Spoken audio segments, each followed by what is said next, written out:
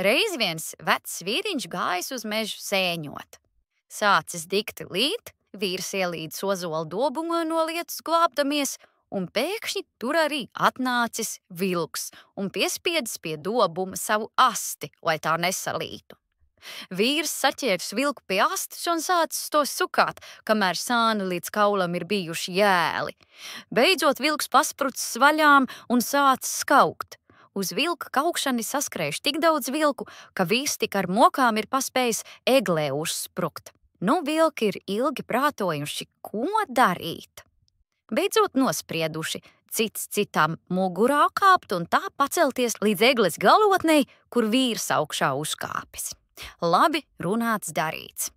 Pliksānis tūliņ pats pirmais ir nostājies, un citi ir kāpuši arvien augstāk un augstāk. Bet jo šie kāpuši, jo vīrs ir saucis. Kam būs, tam būs, pliksānim gan būs. Pliksānis, tas sasistais vilks, ir domājis. Diezin, kas tad man tur būs? Pag, ir drusku jāpaskatās, un pliksānis ir izlēcis no apakšas skatīties, bet tā tūliņ visa vilku čupa ir gāzusies, un vilki kaklu slauzdam ir aizskrējuši prom. Sēņotājs ir izglābies, bet no tā laika visiem vilkiem kakli ir stīvi.